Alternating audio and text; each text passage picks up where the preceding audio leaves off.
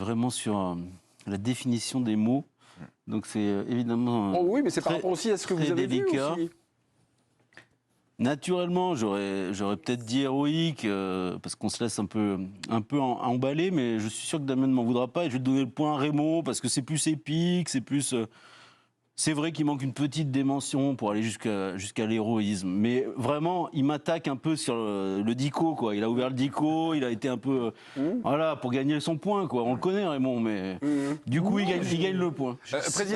Président, si vous donnez le point à Damien, vous ne perdez pas votre strapontin de président. Je tiens simplement à le préciser. Alors, Non, c'est juste... je lui aurais donné avec plaisir, Non, mais pour une fois que je donne une bonne note à Raymond. Très bien. Donc, point pour Raymond Domenech, évidemment. Sache que demain, il y a un comité de directeur sur la présidence de l'équipe du soir. Vertou qui a des crampes, les petits gamins qui débarquent comme ça sur le terrain, Raïmé Daou, 19 ans, Gaël Lafont, 17 ans, on ne les connaissait même pas. L'OM qui finit le match sur les rotules, on ne sait plus comment ils peuvent attaquer, ils peuvent marquer, il n'y a pas de l'héroïsme. Attendez Raymond, je branche les autres copains. Mais il y a d'autres arguments là qui arrivent. Non mais vous êtes à la place de Bernard Lyon, je sais que vous prenez tout dans le buffet comme Bernard, mais non, je veux avoir Ludo et je veux avoir Philou. Moi, l'héroïsme, on va plus le dimensionner par rapport à une saison.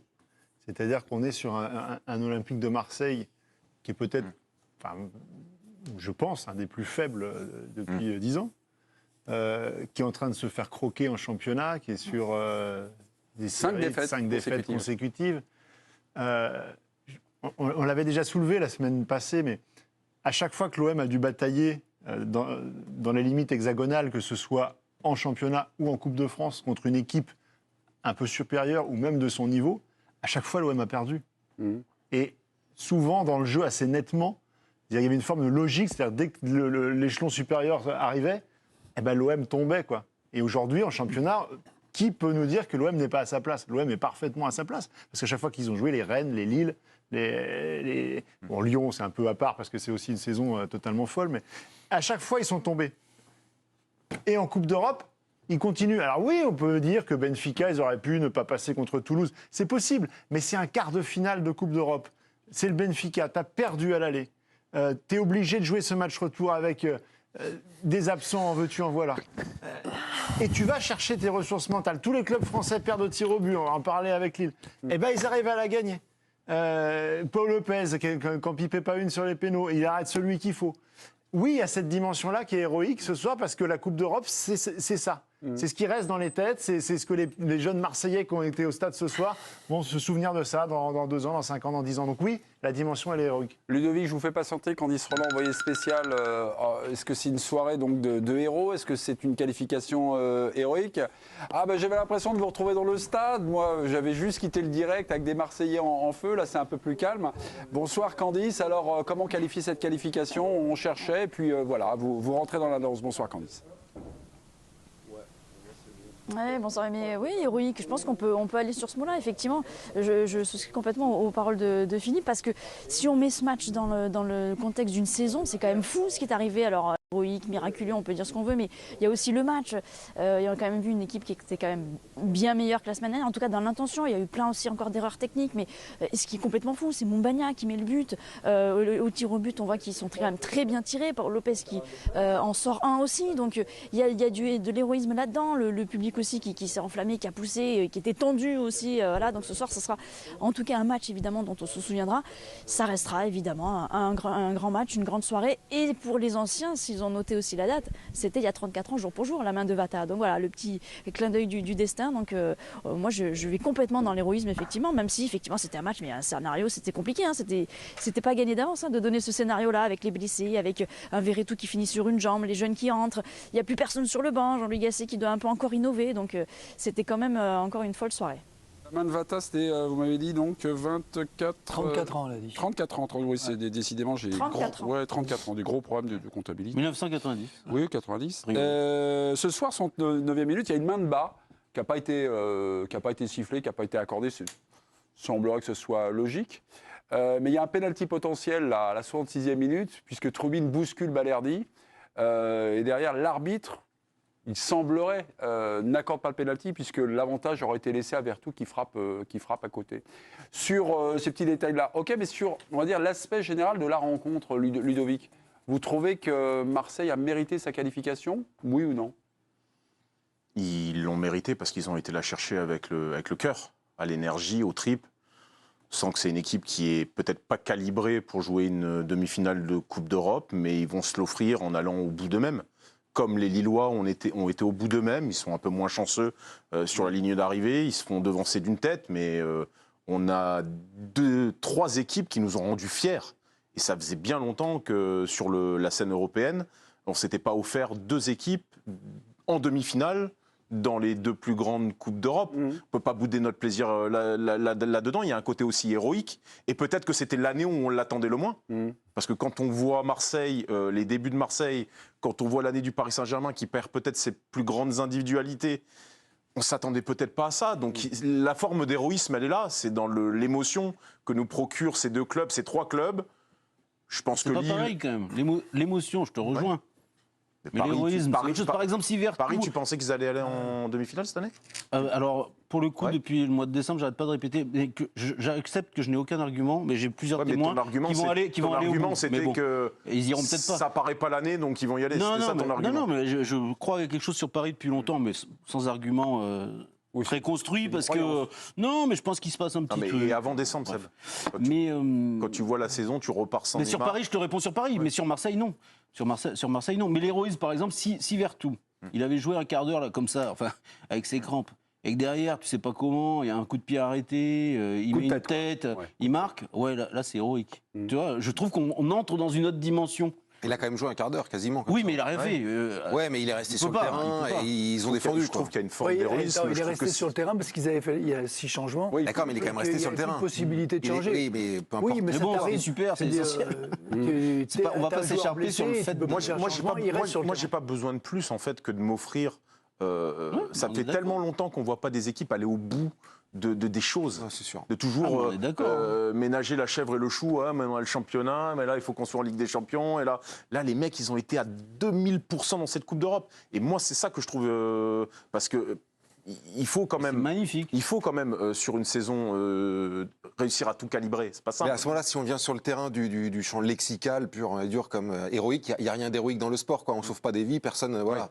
Dans le sport, on peut trouver des choses, mais. Non, mais voilà. Et après, dans les sports extrêmes, on peut trouver des choses. Oui, aux yeux des gamins, on verra jamais. Aux yeux des gamins, l'héroïsme, c'est une image, c'est une façon de voir les choses. Ces mecs-là seront des. Ce match-là, il est héroïque. Je crois qu'on est tous d'accord. Je reviens sur le contenu du match. Bah non, on n'est pas d'accord, puisque Raymond et Damien sont très sur les Raymond, il est d'accord. Je suis pas d'accord sur le mot. Je veux dire que c'est son côté prof de français. C'est super. Je veux dire pour le foot français, pour les Marseillais, c'est génial. Je veux dire voilà. Mais héroïque. Je voulais juste vous reparler un petit peu du contenu du match. Première période, on va dire. On est un peu sur notre fin. En termes d'occasions procurées par l'OM, j'ai Ndiaye sans problème pour Trubin à la 8e. Il y a une demi-volée qui n'est pas cadrée de Pierre-Emerick Aubameyang. Moi, j'ai bien aimé l'enthousiasme de l'OM sur la première période. Vous aviez déjà l'énergie. Ouais. Moi, après, il y a quand même un gros temps fort qui va amener le but. De la 57e jusqu'au but à peu près, là, il y a des actions qui vont un peu s'enchaîner avec beaucoup d'inefficacité de l'OM. Et c'est à partir du moment où l'OM revient. Là, comment vous avez trouvé la gestion, donc, au moment où ils ont égalisé sur l'ensemble des 2 matchs, comment vous avez trouvé cet OM? J'ai trouvé qu'ils ont eu un coup de pompe, mais terrible. Benfica a changé aussi de façon de jouer.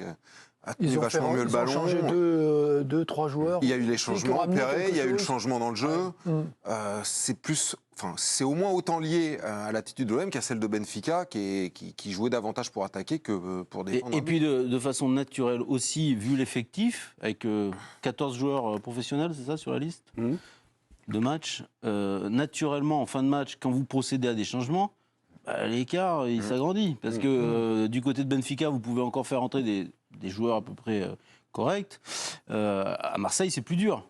Donc, forcément, c'est complexe. Même s'il y a eu, encore une fois, 1 ou 2 bonnes entrées de jeunes. Un peu à l'image du match aller, mais dans l'autre sens. C'est-à-dire, on avait vu Benfica qui tenait le ballon, qui se créait les occasions, l'OM qui n'existait pas, et puis... ça avait bien fini. Et puis, ça avait bien fini. Je crois que Marseille, en fait, ils sont tellement conscients que dans le jeu, ils peinent à se créer des occasions franches, que même dans des phases de domination, finalement, quand le but arrive, c'est une délivrance telle que c'est aussi logique qu'il y ait un petit moment derrière de décompression.